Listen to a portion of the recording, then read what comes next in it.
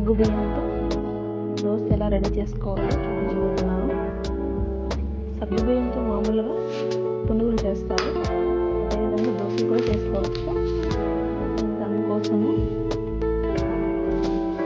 పెసరపప్పు గ్లాస్ తీసుకున్నాను, సగ్గుబియ్యం గ్లాస్ తీసుకున్నాను, అలాగే అరికెలో ఒక హాఫ్ గ్లాస్ తీసుకున్నాను, హాఫ్ గ్లాస్ ఉద్దిపప్పు తీసుకున్నాను, అలాగే గుండు పెసలు అంటారు కదా, అవి కూడా నేను ఒక గ్లాస్ తీసుకున్నాను.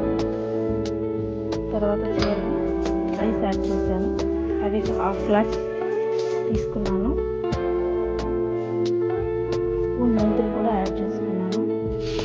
ఇవన్నీ బాగా మిక్స్ చేసుకొని నీట్గా వాష్ చేసుకొని ఒక నైట్ అంతా నానబెట్టుకోవాలి.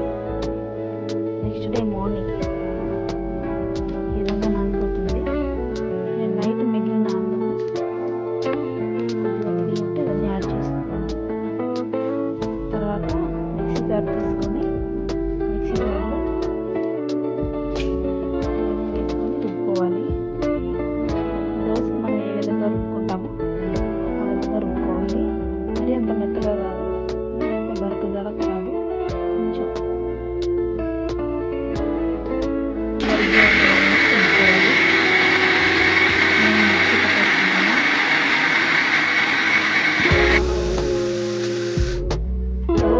లైట్గా ఉండేదాన్ని కూడా ఫాలో అవ్వచ్చు.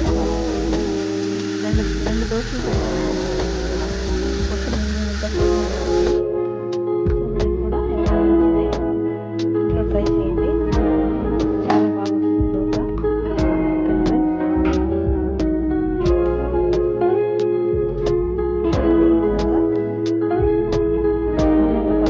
వేస్తే మనకి రాదు, ఇక్కడ అయితే పలుకుగా వేసుకున్నా మనకి వస్తుంది. సో ఇది కొంచెం గట్టిగా ఉండాలి, ఎందుకంటే సగ్గుబియ్యం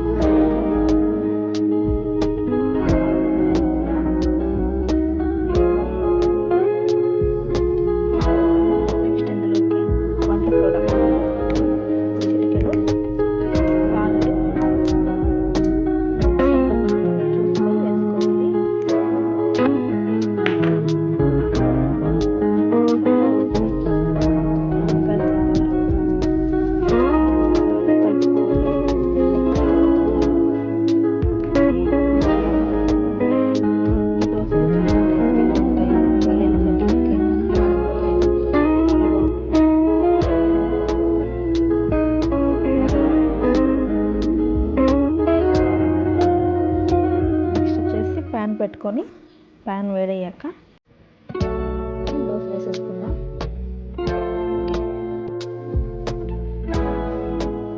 దోశ అయితే వేసేసాను, చూడండి మనకి హోల్స్గా వచ్చేస్తుంది.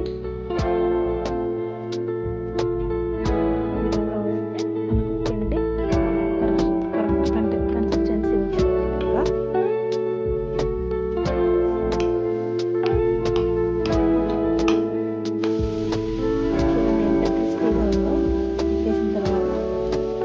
గోల్డెన్ కలర్ టేస్ట్ అదిరిపోతుంది. సన్న మంట మీదే మనం కాల్చుకోవాలి, రెండు సైడ్లు. ఎక్కువ మంట పెట్టి మాడిపోతుంది.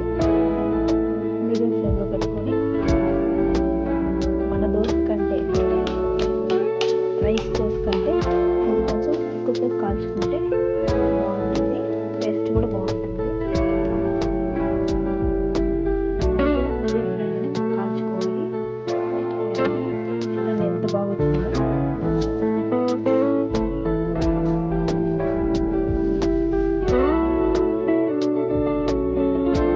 ఎంతో క్రిస్పీగా క్రంచీగా చాలా బాగుంటుంది. నెక్స్ట్ ఇంకొక దోశ వేసుకున్నాను, చాలా టేస్టీగా ఉంటుంది. తప్పకుండా మీరు ఒకసారి ట్రై చేయండి. ఎవరైతే నా వీడియో చూసారో వాళ్ళు ఒకసారి ట్రై చేయండి.